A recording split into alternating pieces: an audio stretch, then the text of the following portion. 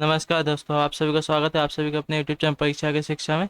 I hope कि आप सभी अच्छे होंगे और आपकी मल्टीपल बीटी की तैयारी एकदम अच्छे से चल रही होगी। यहाँ पे देखिए आपके हमने रेगुलर वाइज टॉपिक वाइज तैयारी करवाई है। तो आप सभी से रिक्वेस्ट है, अगर आप हमारे चैनल पर पहली बार आए हैं तो चैनल को सब्सक्राइब कर जुड़ जाइए और बेल आइकन को भी प्रेस कर लीजिए। साथ साथ जब भी हम अपना क्लास अपलोड कर दें आपको क्लास सबसे पहले मिल जाए। ठीक है, तो चलिए देखते हैं।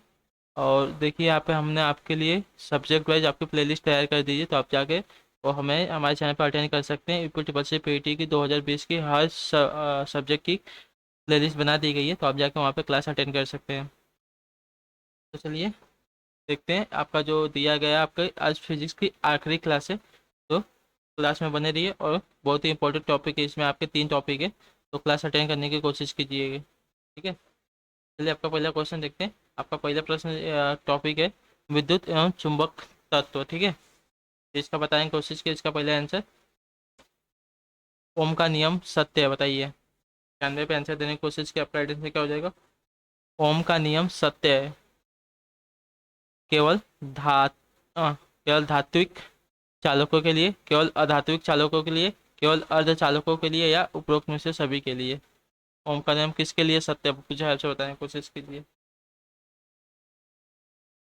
तो केवल धात्विक चालकों के लिए। ठीक है, ओम का नियम सिर्फ केवल धात्विक चालकों के लिए सत्य है। तो ऑप्शन में जो यहाँ पे 91 पर आपका ए कर ली, ए राइट कर लीजिए। आपका अगला प्रश्न है, इसका आंसर देने की कोशिश कीजिए साथियों। इसका राइट आंसर क्या हो जाएगा? विभवांतर के मापन हेतु प्रयुक्त मापक यंत्र कौन सा है, बता दी। विभवांतर के मापन हेतु उपयुक्त मापक आपका यंत्र कौन सा है? अमीटर, वोल्ट मीटर, ओम मीटर, या उपयुक्त में से कोई नहीं? विभवांतर को अपन हम लोग किस में मापते हैं, बताने की कोशिश कीजिए। वोल्ट मीटर में। ठीक है, विभवांतर को हम वोल्ट मीटर में मापते हैं, तो ऑप्शन में आपका बी राइट हो जाएगा 92 पे।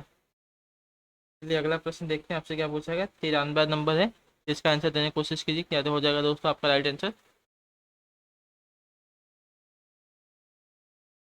घरेलू विद्युत उपकरणों में प्रयुक्त सुरक्षा फ्यूज तार उस धातु से बनी होती है जिसका क्या होता है? प्रतिरोधक कम हो, गलनांक कम हो, या विशिष्ट घनत्व कम हो, या चालकतत्व कम हो, बताइए।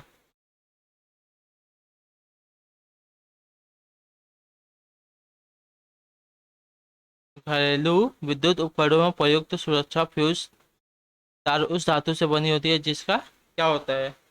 तो गलनांक कम होता है। ठीक है, आपका ऑप्शन नंबर यहाँ पे बी दिया गया दोस्तों, राइट हो जाएगा। गलनांक उसका कम होता है। चलिए अगला क्वेश्चन। 94 पे आंसर देने की कोशिश की। आपका राइट आंसर क्या हो जाएगा दोस्तों? पढ़िए पहले आपका प्रश्न क्या पूछा है। एक फ्यूज की तार को इन लक्षणों के कारण पहचाना जाता है, किसके कारण?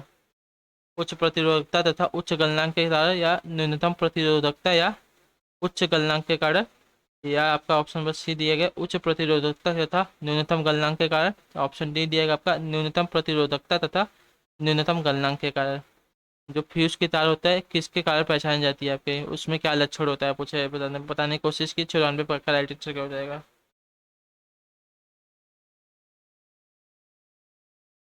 तो आपको पहचाना जाता है जो होता है फ्यूज का तार उच्च प्रतिरोधकता तथा न्यूनतम गलनांक के कारण। ठीक है, उसकी पहचान होती है। तो ऑप्शन नंबर जो यहाँ पे सी दिया गया दोस्तों, 94 पे राइट हो जाएगा। उसकी प्रतिरोधकता अधिक होती है और गलनांक जो होता है वो कम होता है। चलिए अगला क्वेश्चन। 95 पे देखिए आपका राइट आंसर क्या हो जाएगा, बताने की कोशिश कीजिए साथियों। विद्युत बल्ब का फिलामेंट किससे बना होता है, बताइए। विद्युत बल्ब का फिलामेंट आपसे पूछा है किसका बना होता है?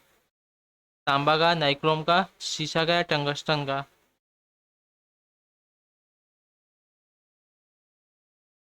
बताने की कोशिश की। इसका राइट आंसर क्या हो जाएगा साथियों? तो टंगस्टन का। आप सभी को एक बार फिर से रिक्वेस्ट है कि आप हमारे चैनल पर पहली बार आए हैं तो चैनल को सब्सक्राइब कर जुड़ जाइए। आपके देखिए यहाँ पे प्लेलिस्ट हमने बनाई है सब्जेक्ट वाइज, तो आप जाके उसको भी अटेंड कर लीजिए। आपके जो जीके जीएस के 50 नंबर के क्वेश्चन आते हैं पीटी में, पूरे के पूरे कवर किए हैं हमने। ठीक है, आपकी कोई भी क्लास छूटी नहीं है। चलिए अगला क्वेश्चन।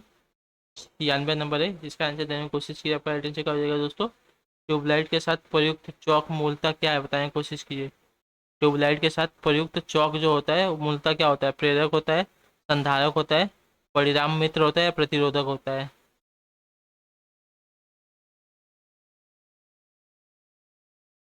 तो ट्यूबलाइट के साथ जो प्रयुक्त चौक होता है मूलतः आपका क्या होता है बताने की कोशिश कीजिए।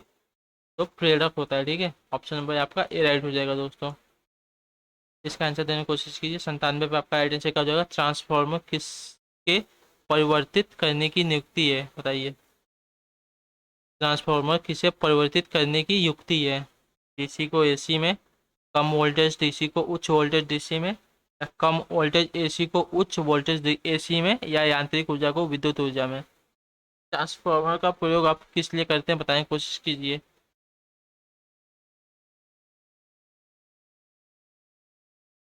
तो कम वोल्टेज एसी को उच्च वोल्टेज एसी में परिवर्तित करता है आपका ट्रांसफॉर्मर। तो ऑप्शन में जो यहाँ पे सी दिया गया दोस्तों राइट हो जाएगा। याद रखिएगा, कम वोल्टेज एसी को आपका उल्ट वोल्टेज वोल्टेज एसी में मतलब परिवर्तित करता है आपका ट्रांसफॉर्मर। चलिए अगला क्वेश्चन देखते हैं। 98 पे देखिए आपसे क्या पूछे, ट्रांसफॉर्मर के कोड के लिए सर्वोत्तम द्रव्य कौन सा है, बताइए। ट्रांसफॉर्मर के कोड के लिए सर्वोत्तम आपका द्रव्य पूछा गया है। स्टेनलेस स्टील, मृदु इस्पात, कठोर स्टील, या नर्म लोहा। तो ट्रांसफॉर्मर के कोड के लिए आपका सर्वोत्तम जो द्रव्य होता है वो नर्म लोहा होता है, ठीक है। 98 को आपका ऑप्शन नंबर डी राइट हो जाएगा दोस्तों। चलिए अगला क्वेश्चन 99, इसका आंसर देने की कोशिश कीजिए। राइट आंसर क्या हो जाएगा? सो ट्रांसफॉर्मर किसके सिद्धांत पर कार्य करता है, बताइए। 99 पे आपका राइट आंसर क्या हो जाएगा दोस्तों? ट्रांसफॉर्मर होता है किसके सिद्धांत पर आपका कार्य करता है? स्वप्रेरक, अन्योन्य प्रेरक, या जनरेटर, या इन्वर्टर।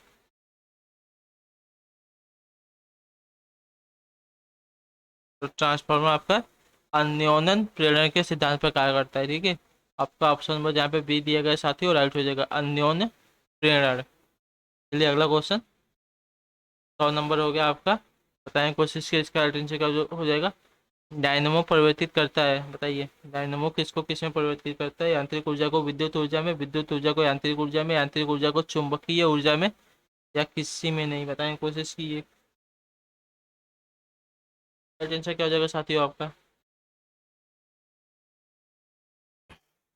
डायनमो परिवर्तित करता है इसको किस में? तो ये आंतरिक ऊर्जा को विद्युत ऊर्जा में परिवर्तित करता है आपका डायनमो। तो ऑप्शन में जो यहाँ पे ए दिया गया है दोस्तों आपका राइट हो जाएगा। चलिए अगला प्रश्न देखते हैं। 101 नंबर है, इसका बताने की कोशिश का राइट आंसर क्या हो जाएगा दोस्तों। प्रत्यावर्ती धारा को दृष्टि धारा में बदलता है कौन, बताइए। प्रत्यावर्ती धारा को दृष्टि धारा में कौन बदलता है? ट्रांसफॉर्मर द्वारा, डायनमो द्वारा, या दोलक द्वारा, या दृष्टिकारी द्वारा। किसके द्वारा प्रत्यावर्ती धारा को प्रत्यावर्ती धारा को दृष्टि धारा में बदला बदला जाता है?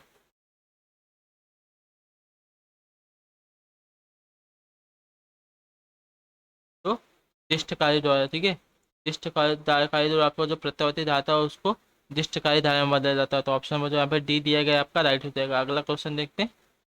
102 नंबर है, इसका बताने की कोशिश की आपका राइट आंसर क्या हो जाएगा। निम्नलिखित में से वह धातु कौन सी है जिसका प्रयोग विद्युत चुंबक के रूप में नहीं किया जाता, बताने की कोशिश कीजिए। निम्नलिखित में से वह धातु कौन सी है जिसका प्रयोग विद्युत चुंबक के रूप में नहीं किया जाता? लोहा, तांबा, निकल, या कोबाल्ट।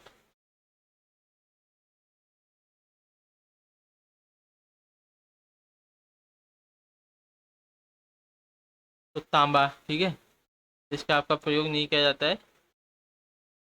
तो ऑप्शन नंबर जो यहाँ पे ये बी दिया गया है दोस्तों राइट हो जाएगा। चलिए अगला क्वेश्चन देखते हैं।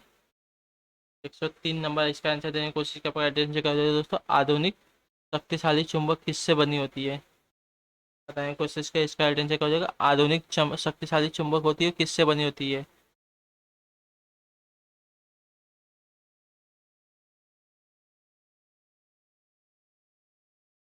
तो लोहा, कोबाल्ट व निकल के मिश्र मिश्र धातुओं से बनी होती है, ठीक है। तो आधुनिक आपकी शक्तिशाली चुंबक होती है आपकी लोहा, कोबाल्ट और निकल की मिश्र धातुओं से बनी होती है। तो ऑप्शन नंबर जो यहाँ पे आपका 4 दिया गया है, मतलब चौथा नंबर ऑप्शन दिया गया है सी, सॉरी डी ऑप्शन आपका राइट हो जाएगा। चलिए 104 पे देखिए आपका राइट आंसर क्या हो जाएगा, बताने की कोशिश की। टेस्ला चुंबकीय किसकी इकाई है, बताइए। टेस्ला चुंबकीय किसकी इकाई है? क्षेत्र की, प्रवाह की, प्रेरणा की, या संवेग की। टेस्ला आपकी क्षेत्र की चुंबकीय इकाई होती है। तो ऑप्शन नंबर जो आपका ए दिया गया है राइट हो जाएगा। चलिए आगे देखते हैं। 105 पे बताने की कोशिश की, आपका आइडेंटिटी क्या हो जाएगा दोस्तों। एक क्रेडिट कार्ड को स्वाइप करना किसके सिद्धांत पर आधारित है, बताइए। एक क्रेडिट कार्ड को स्वाइप करना किसके सिद्धांत पर आधारित है। इलेक्ट्रोमैग्नेटिक इंडक्शन, या घर्षण बल, या फोटो इलेक्ट्रिक प्रभाव, या गतिशील प्रौद्योगिकी के। क्रेडिट कार्ड स्वाइप करना किसके सिद्धांत पर आधारित है, बताने की कोशिश कीजिए, बताइए इसका आइडेंटिटी क्या हो जाएगा। तो इलेक्ट्रोमैग्नेटिक इंडक्शन के सिद्धांत पर आधारित है आपका, ठीक है। तो 105 का जो ऑप्शन नंबर ए दिया गया आपका राइट हो जाएगा दोस्तों। चलिए अगला प्रश्न देखते हैं आपका क्या पूछा है। अगला टॉपिक है आपका नाभिकीय भौतिकी, ज़्यादा ऐसे प्रश्न नहीं है, बताने की कोशिश कीजिएगा। 106 है आपका, सौर और तारों को प्राप्त ऊर्जा एवं प्रकाश का स्रोत क्या है, बताइए। सूर्य और तारों से प्राप्त ऊर्जा एवं प्रकाश का स्रोत क्या है। नाभिकीय विखंडन, नाभिकीय संलयन, ताप, या ऊर्जा। सूर्य और तारों से प्राप्त ऊर्जा एवं प्रकाश का स्रोत आपका क्या होता है, तो नाभिकीय संलयन, ठीक है। आपका जो ऑप्शन यहाँ पे बी दिया गया है, नाभिकीय संलयन होता है, तो ऑप्शन नंबर बी आपका राइट होगा। चलिए अगला क्वेश्चन, परमाणु बम पर आधारित है, बताइए। परमाणु बम किस पर आधारित है। नाभिकीय विखंडन पर, नाभिकीय संलयन पर, ऑक्सीकरण पर, या अपचयन पर। परमाणु बम आधारित है किस पर, तो नाभिकीय विखंडन पर, ठीक है। नाभिकीय विखंडन पर आपका परमाणु बम आधारित है, तो ऑप्शन में जो यहाँ पे ए दिया गया दोस्तों राइट हो जाएगा। चलिए अगला प्रश्न, बताने की कोशिश की, तारे मुख्यतः किससे बनते हैं, बताने की कोशिश की। तारे होते हैं मुख्यतः किससे बने होते हैं। ऑक्सीजन और हाइड्रोजन से, ऑक्सीजन और कार्बन से, या ऑक्सीजन और हीलियम से, या ऑक्सीजन और हीलियम से, किसके बने होते हैं तारे, बताइए। तो ऑक्सीजन किसके सॉरी, तारे किसके बने होते हैं मुख्यतः, तो हाइड्रोजन और हीलियम से, ठीक है।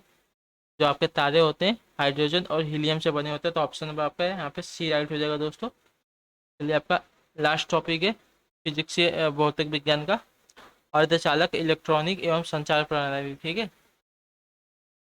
चलिए देखते हैं आपका पहला प्रश्न क्या पूछा गया। 109 नंबर, अर्धचालक में उपयुक्त से विशुद्धता को मिलाने को क्या कहा जाता है, बताने की कोशिश कीजिए। अर्धचालकों में उपयुक्त विशुद्धता को मिलाने को क्या कहा जाता है। डोपिंग, मिश्रण, या रूपण, या तनुकरण। अर्धचालकों में जो विशुद्धता होगी उसको मिलाने को आपका क्या कहा जाता है, बताने की कोशिश कीजिए। तो डोपिंग कहा जाता है, ठीक है। ऑप्शन नंबर आपका ए राइट हो जाएगा। चलिए अगला क्वेश्चन, 110 नंबर है, इसका बताने की कोशिश की, राइट आंसर क्या हो जाएगा साथियों। निम्न में से विषम पद है, बताने की कोशिश की कौन सा है। निम्न में से कौन सा विषम पद है, तो माइक्रोवेव, ठीक है, आपका विषम पद है। ये देखिए यहाँ पे प्रो एक्जियल केबल है आपका, ऑप्टिकल फाइबर भी आपका केबल है, और ट्विस्टेड पेयर भी आपका वायर है, मतलब ये सभी आपके केबल है। लेकिन जो आपका माइक्रोवेव है आपका एक मशीन होता है, तो ऑप्शन नंबर जो आपका ए दिया गया आपका राइट हो जाएगा। चलिए अगला प्रश्न, 111 है, आपका आखिरी प्रश्न है। सूक्ष्म तरंग संचार में किस आवृत्ति की तरंगे प्रयुक्त की जाती है, बताइए। सूक्ष्म तरंग संचार में जो किस आवृत्ति की तरंगे है प्रयुक्त की जाती है।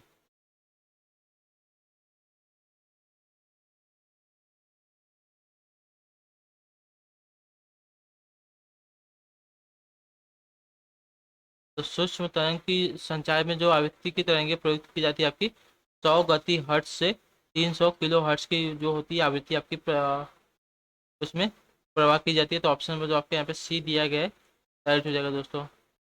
आई होप कि आपको क्लास अच्छी लगी हो, अच्छी लगी हो तो कमेंट करके मैं बताइए कि क्लास आपको कैसी लगी, और बाकी आपने कितने क्वेश्चन के अटेंड किए, कितने क्वेश्चन आपके राइट हुए वो भी कमेंट करके बताइए। आप सबसे एक बार फिर से रिक्वेस्ट है, अगर आप हमें पहली बार है तो चैनल को सब्सक्राइब करके जुड़ जाइए। और आपके देखिए यहाँ पे यूपीटी की कंप्लीट तैयारी हम करवा रहे हैं, तो क्लास से जुड़े रहिए। अपने दोस्तों के साथ शेयर कीजिए जो यूपीटी की तैयारी कर रहे हैं, उनकी भी मदद हो जाएगी, ठीक है। तो आप सभी का शुक्रिया क्लास में जुड़ने के लिए। आपसे मिलते हैं हम आपकी अगली क्लास में, तब तक के लिए टाटा बाय बाय, जय हिंद, जय भारत।